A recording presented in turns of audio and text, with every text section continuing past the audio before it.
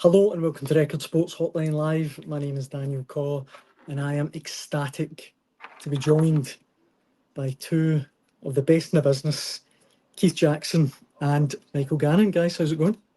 Busy. Busy. Aye, as always. Aye, only got a drink problem with two hands over one mouth. Well, you say you're busy, Keith. Yeah, I'm just having to keep an eye on this phone. It's funny because we spent a great deal of last night's show, Daniel, discussing Scott Brown. Would he want to be interested in the St Johnstone job if it was offered to him? And I think Swanee and I sort of both agreed that be surprised he's building something at Ayr United.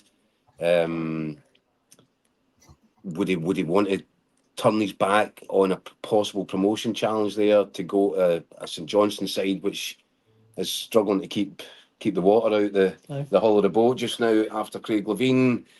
And I think between us we kind of both convinced ourselves that probably not. Things have moved today with Scott Brown and a potential move to St Johnstone. And we're right at the crux of the matter right now. I was hoping to get some information just before we came on. It's a live issue, that's just why I'm having to monitor my phone. Let's just say that I'm not entirely as strongly convinced as I was this time yesterday that he would say no to St Johnstone, but I'm not entirely convinced either that he's going to say yes. What I can say to you is that certainly discussions have been taking place most of today, certainly behind the scenes all afternoon, and it would appear to be a very delicate stage.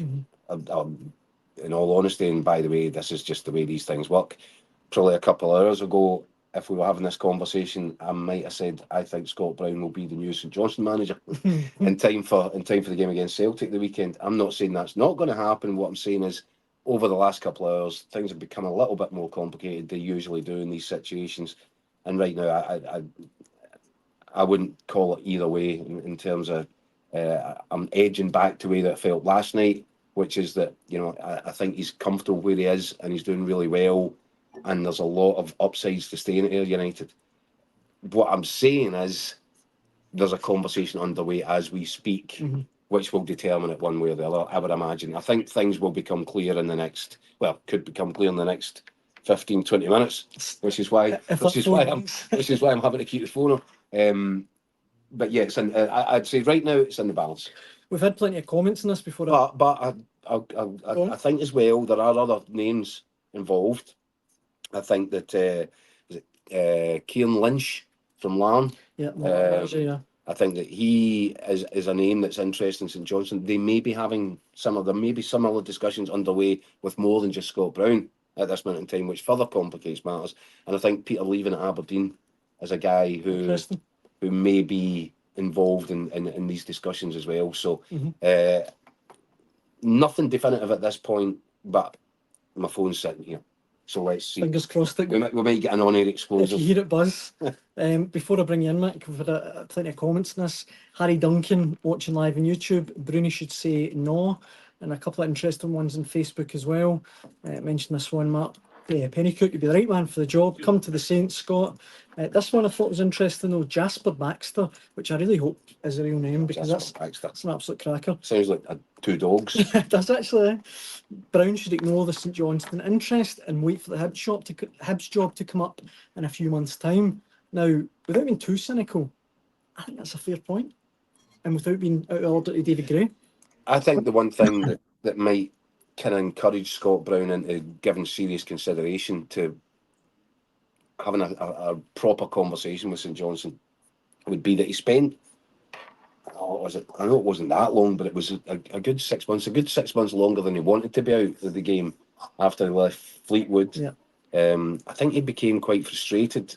He'd come very close to a number of jobs, I think Bradford and Cheltenham, and I think his name was thrown into the Sunderland thing, and I think he was quite surprised, stroke disappointed that it was proven to be a lot harder than he thought it might be to get back in the door.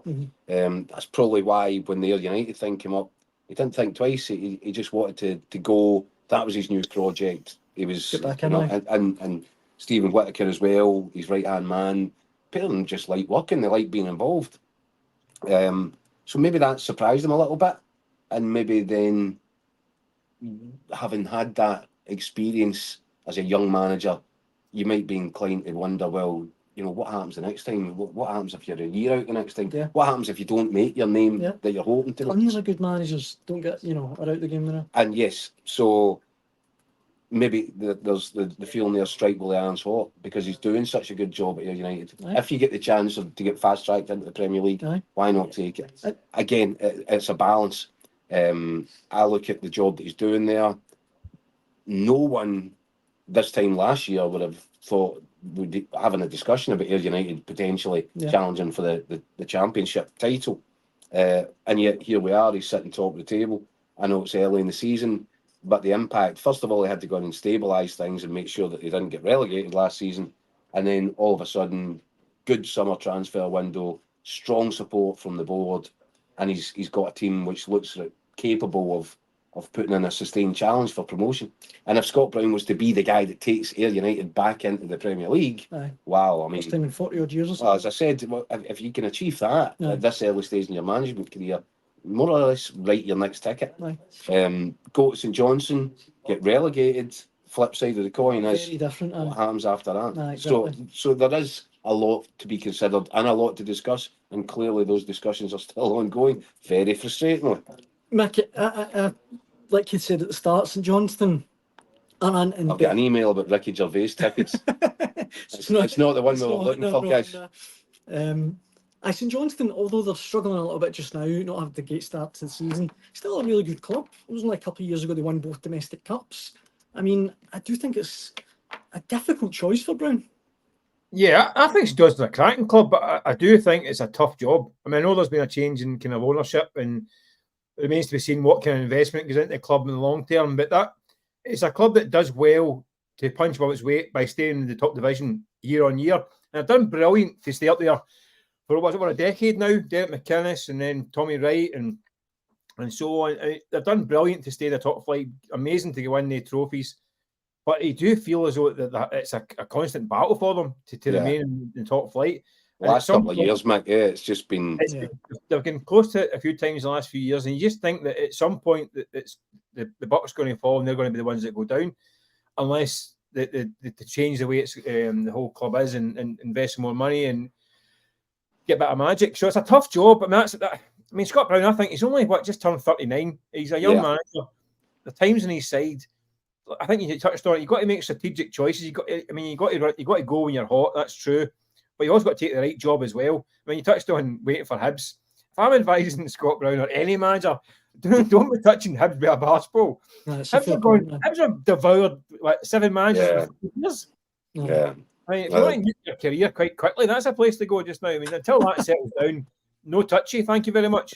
That's a fair point. I didn't even consider that. Well, there are red flags all over the Hibs shop, and some very experienced, prominent managers, having had a look and been involved in initial discussions with Hibs, have sort of slowly done the Homer Simpson walk back into the bush after taking a look at what it might entail.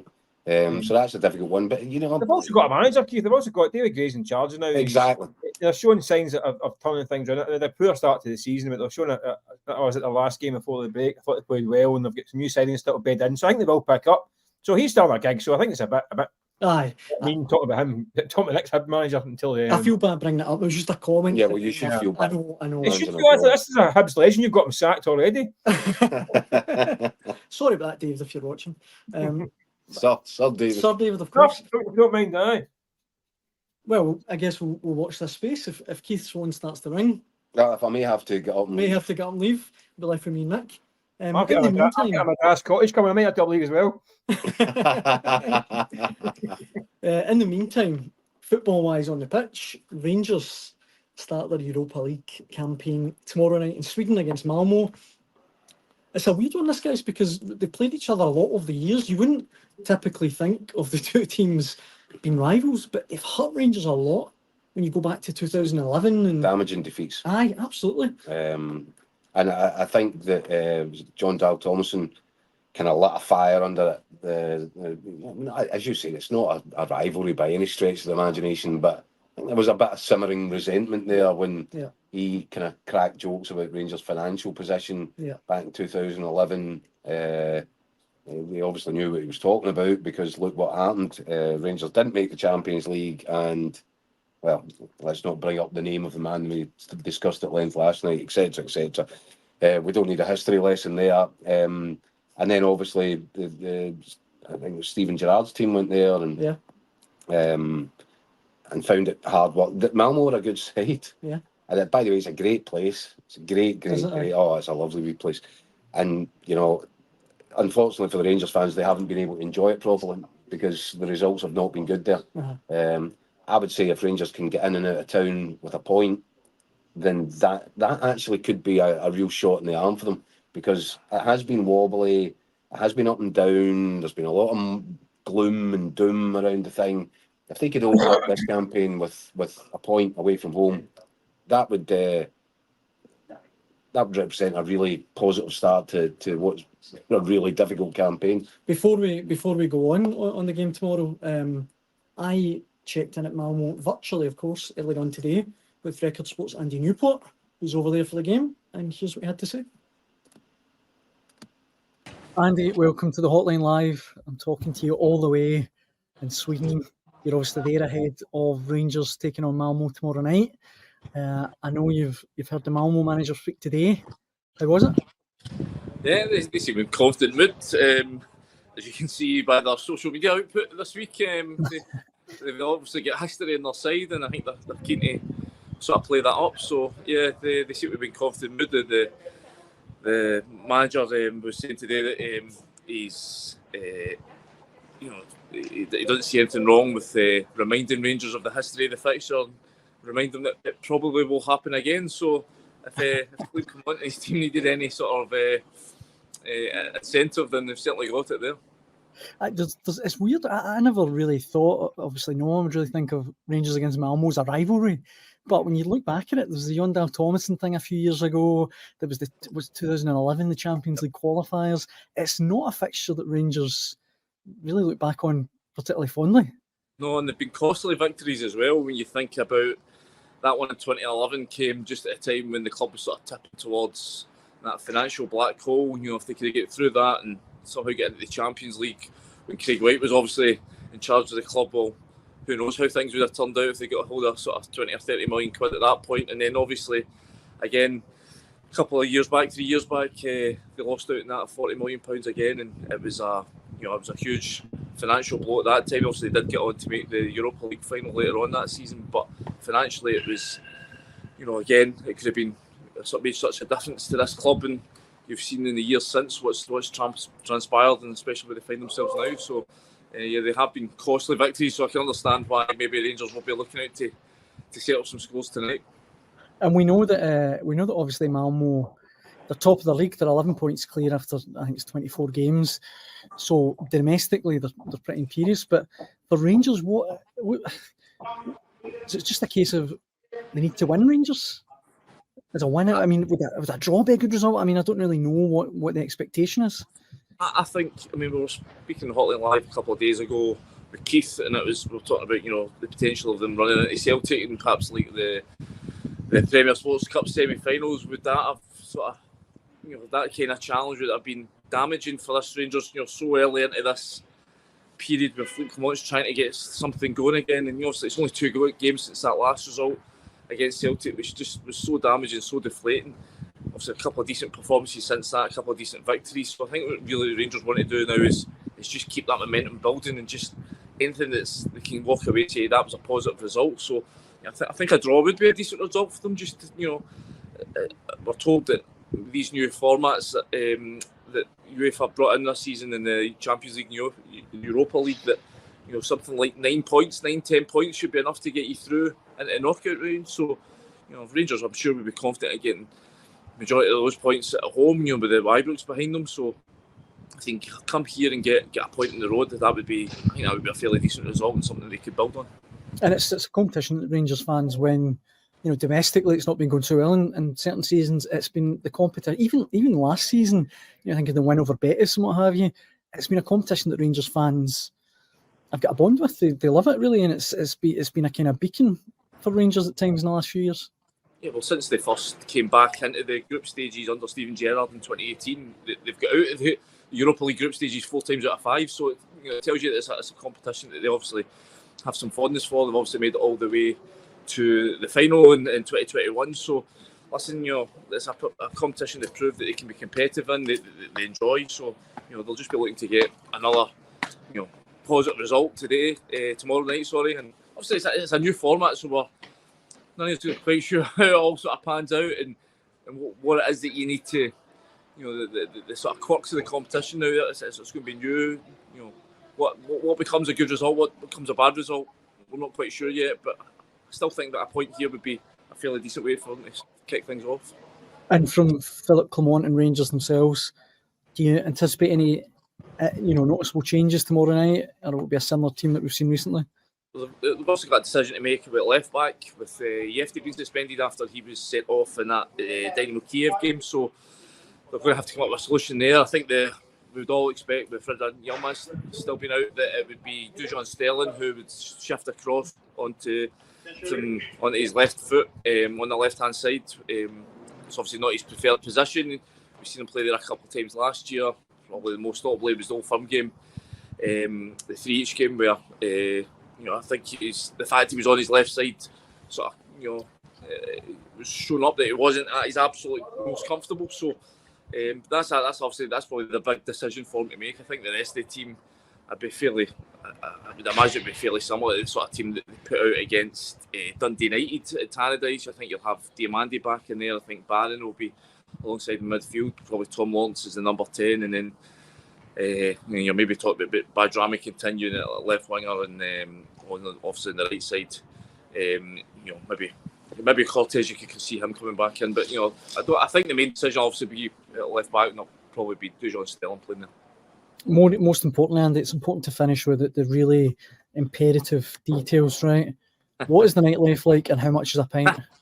Well, we've tried a few different places. Unsurprisingly, Brits abroad, you end up in an Irish bar or actually a Scottish bar here. So the first place we went in last night was an Irish bar, and the barman was from Hamilton. So he managed to give us a few tips, but we found a couple of places, if you're prepared to perhaps sacrifice on quality, you can still get yourself a pint for about £5.20. I think it was the cheapest we paid last night. So, but not bad to be fair. Last night, so it wasn't the most lively of places, but I'm told the big square in the town is the place where everything happens, and I imagine it'll be a bit livelier tonight with the Rangers supporters coming into town.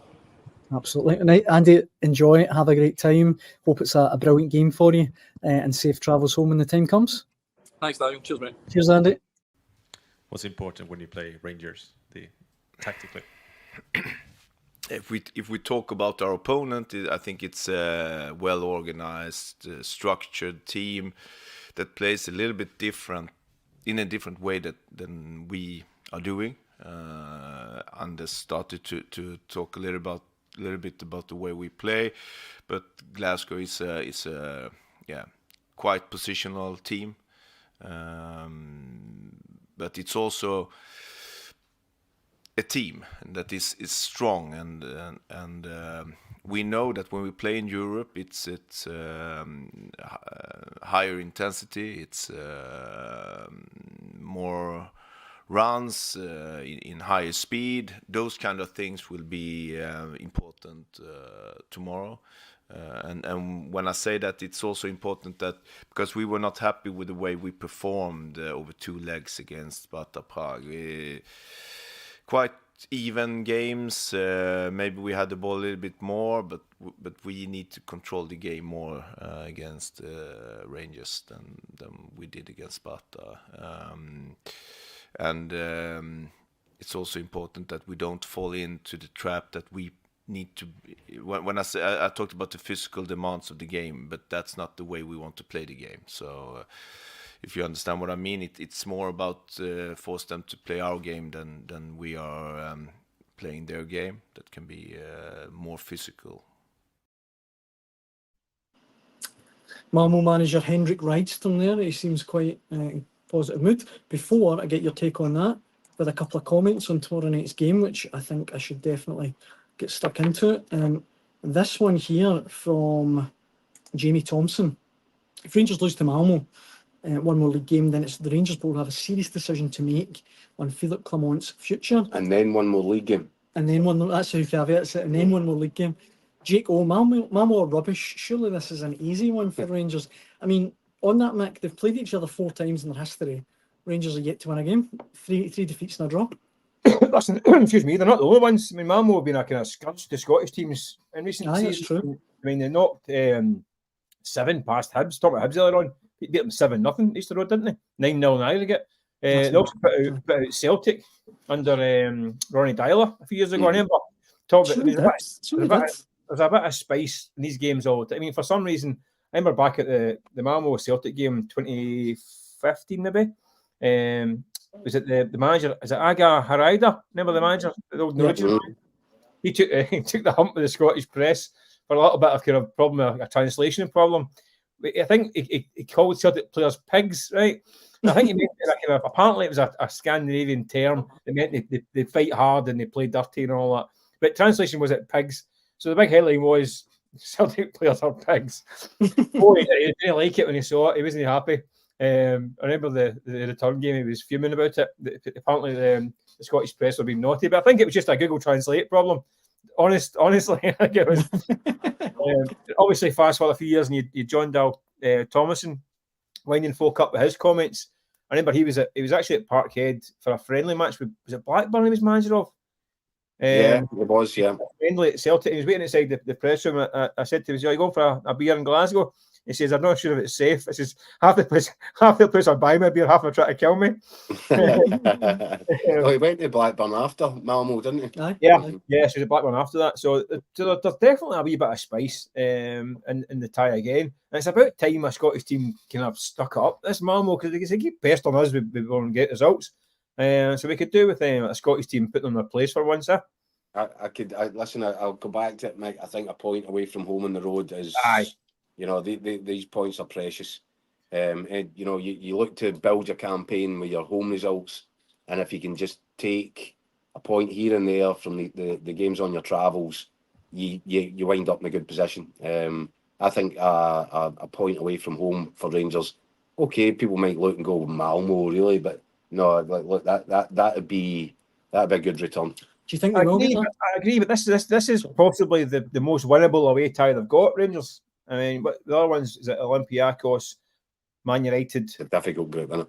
And Lyon away as well. Mm-hmm.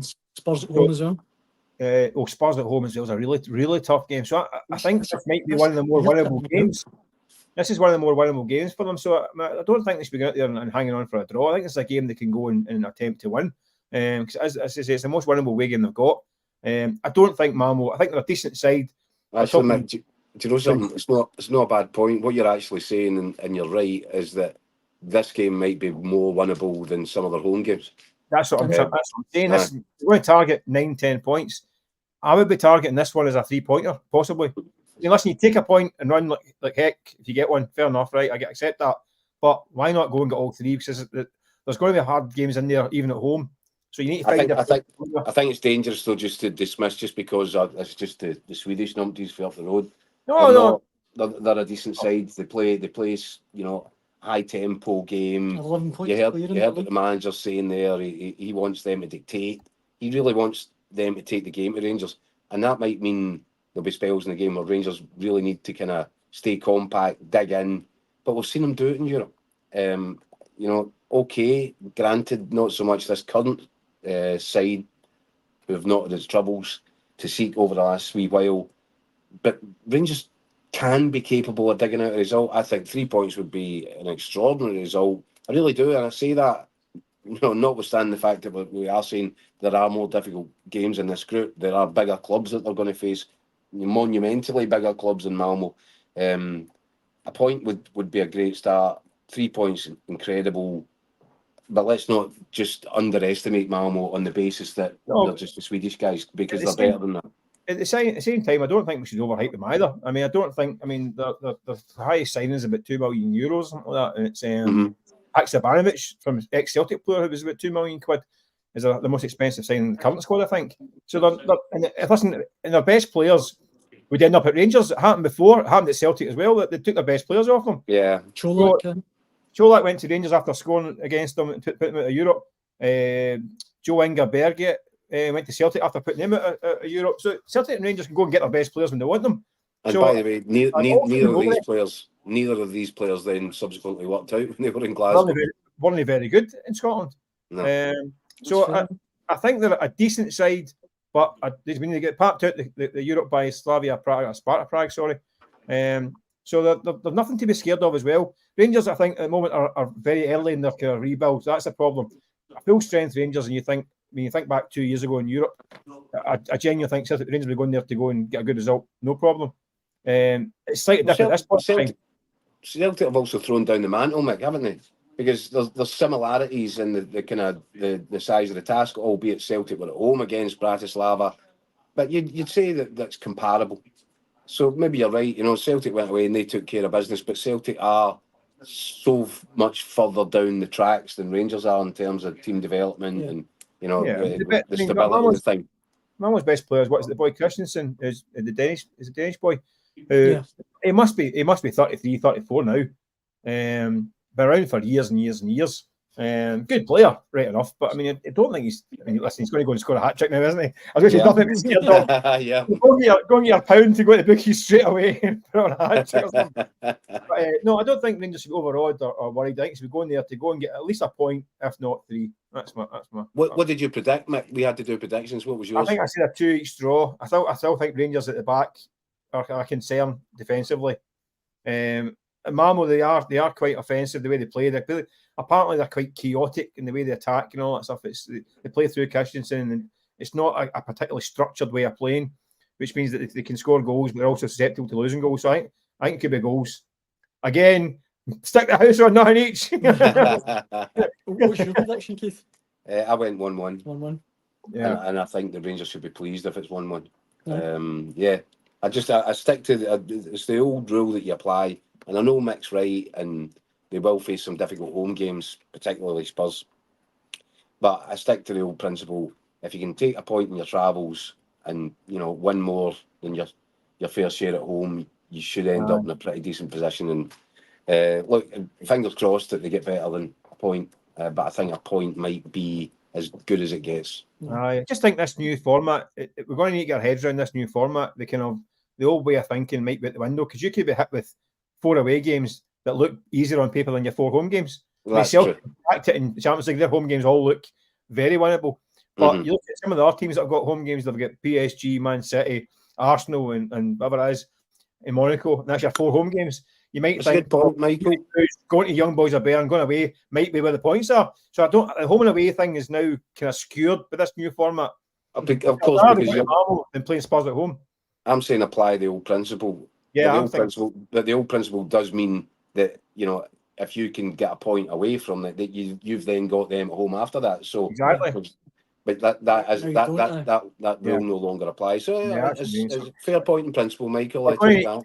We're going to need to get our heads around the whole thing, to be honest with you. This new format's going to take a bit to get used to, I think, because we all...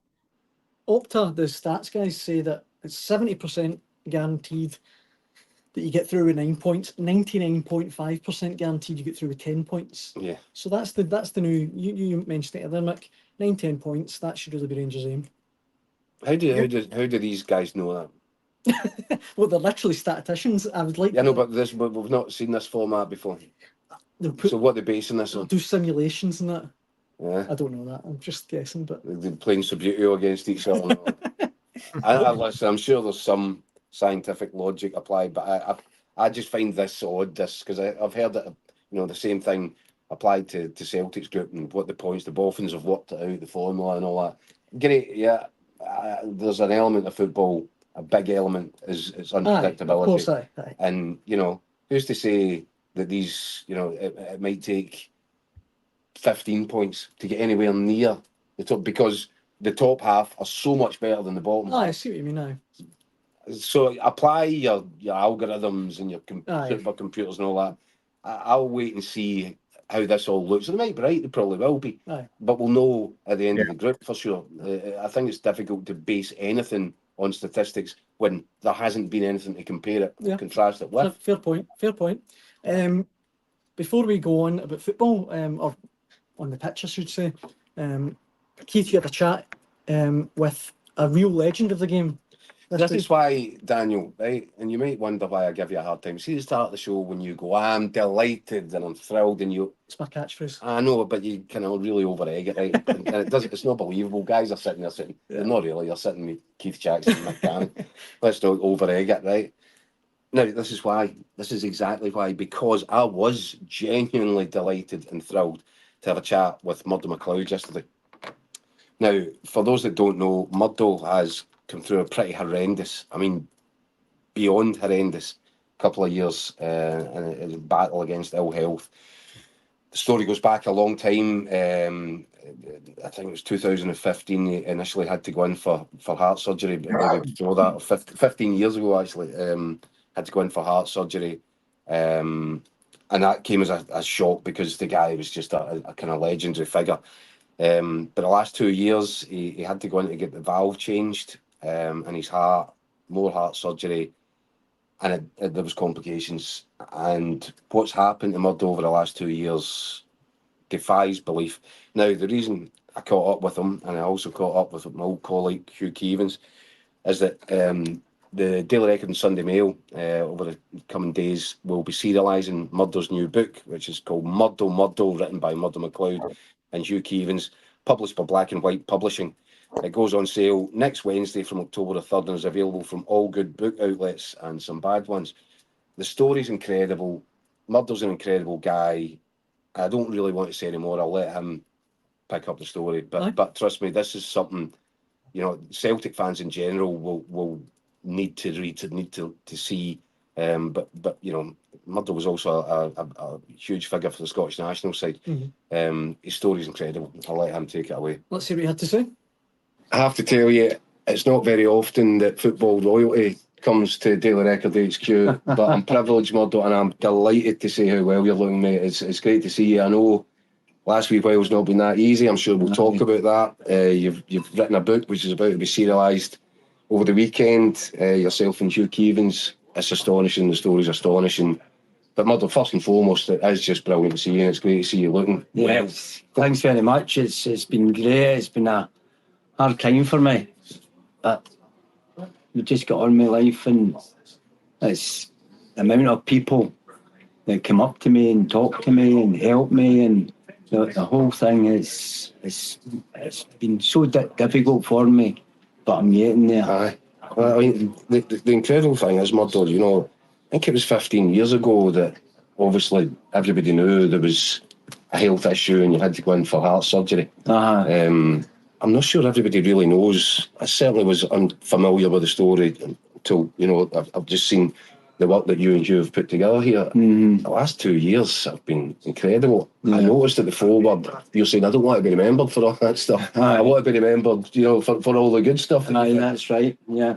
But these last 2 years have kicked you in the bum a wee bit, hasn't it? Oh, it's been so difficult because when I get a new heart valve the first time, I got better, and then I was out of the hospital and I was fine, and my life kept on moving on. Yeah. And it was great.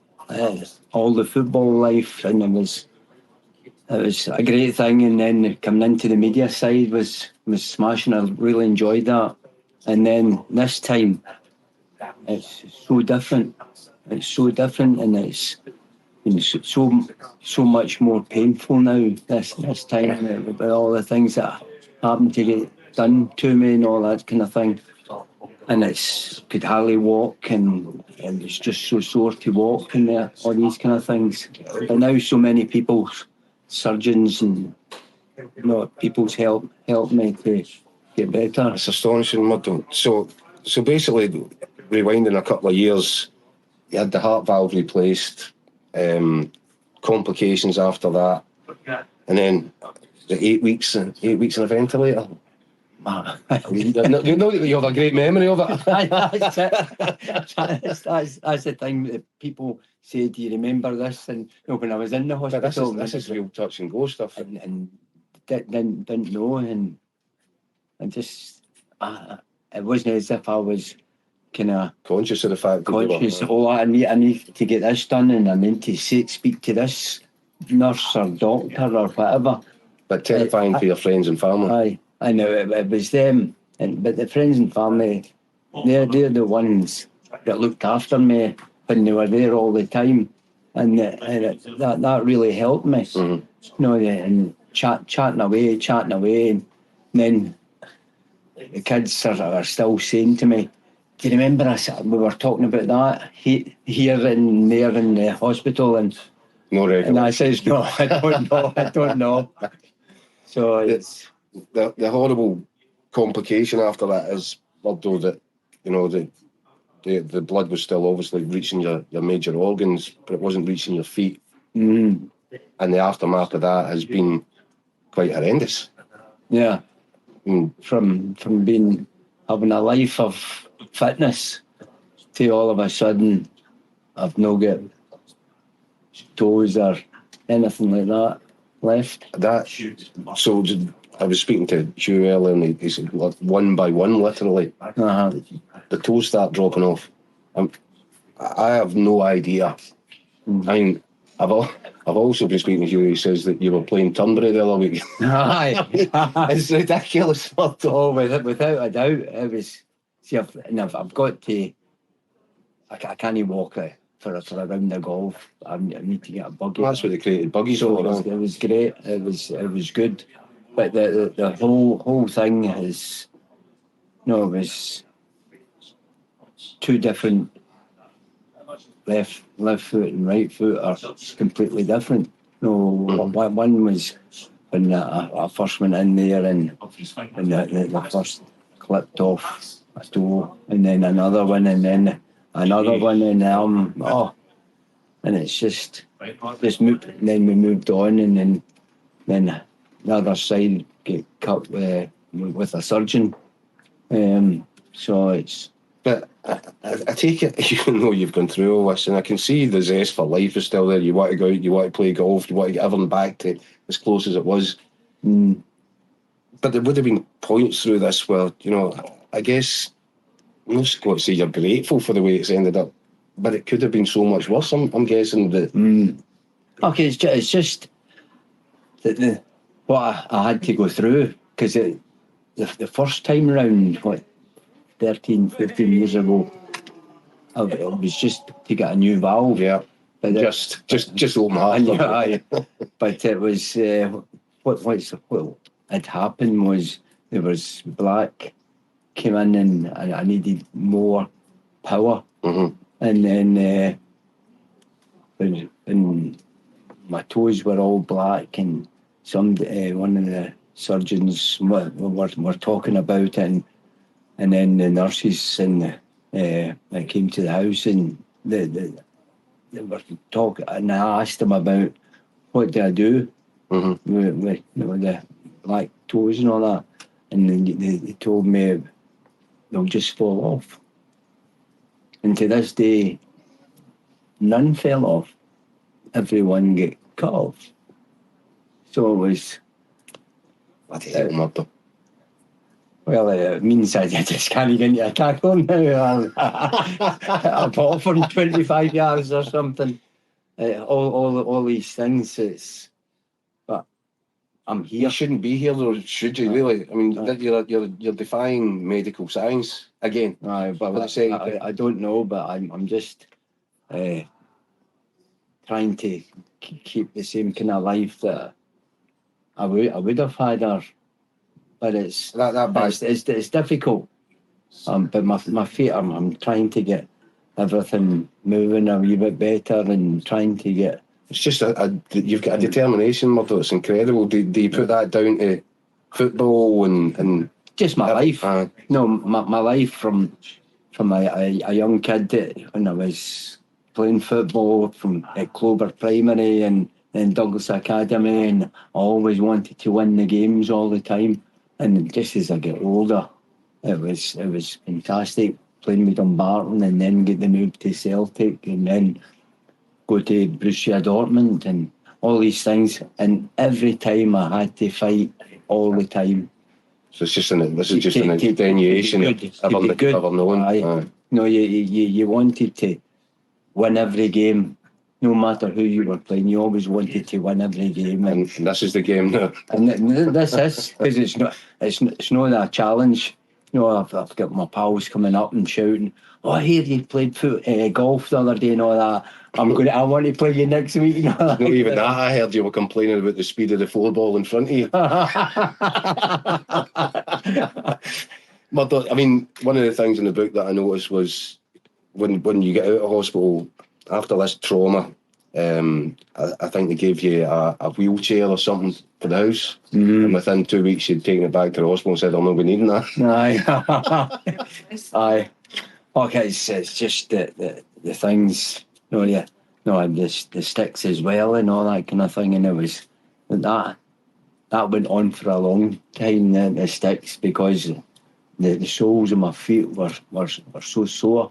Because it's got broken bone, it's like opening broken glass, I imagine. And that's what it was like. And it went on and on. But now I was back into the hospital again and another operation and all that kind of thing, and things that's taken away. And but it helped me. So if it's going to help me, it'll help everybody around about me. Astonishing, Murdo. Astonishing. Look, the book's brilliant. I'm looking forward to getting a proper read at it. And obviously, it'll be serialised over a few days now in our newspapers. And I couldn't advise anybody more strongly to take a look at it. It's an astonishing story, Murdo. And thanks Thank you very much for coming in. And great to see you looking so good, mate. Thanks very much. That's great. What a man. And just before we go on, I should say Murdo, the book is out on October the 3rd. Yeah. So definitely worth checking it. Serialised over Saturday in Saturday's Daily Record and Sunday Mail on Sunday and Monday as well. This is what I'm saying on a serious note. See, when I say remarkable and incredible, that's just, you've just seen it. It's actually, I've known Murdo a long, long time as well. Not as long as you, granted. But that was quite an emotional one, and I marvel at the guy. I marvel at the guy for the strength. And obviously, he's a wee bit before my time as a player. I remember him obviously primarily for the Wim Jansen title. Obviously, played a huge part in that. But Mick, back in the day, this was a genuinely top class player. He mentioned it himself, Borussia Dortmund, Celtic. I mean, just a remarkable figure, really. Murdo was a player, was terrific. I mean, hard as nails. I mean, great dig on him and all that stuff. A really silky player as well. Also scored some famous goals through his career, didn't he, as well? Just great to see him. It's great to see him kind of up and about on his feet and all that stuff, and looking a bit better as well. We've known him for years as well. He's a great guy. There's talk about him going to Dortmund next week, isn't there, Keith, as well? I don't know if he's going to make it. I think he's going on the trip. It'd be great to see him out there in Dortmund. So that's a special game, Celtic against Dortmund for him. Obviously, he played for one of the great Dortmund sides back in the day as well. It's just good that he makes a tough old time of it the last couple of years, but it's great to see him back on his feet and playing golf. That's great to hear. It's great to see him. It's that zest for life, Mick. It's that zest for life, It's hard as nails. He's such a nice guy, isn't he? Off the field, I mean, you wouldn't think it, but he's hard as nails, Murdo, isn't he? He always was on the pitch. And certainly off it as well. Just shows you. But no, I'm glad to see it. It's good to see him. He's been back at games as well. I've seen him a few times in the stands at Celtic Park. We've covered games. He's been there. I think he was there for one of the Rangers games last season as well, wasn't he? When you got to see like Henrik Larsson up there as well. It was good to see that reunion. You're talking about the Wim Jansen season.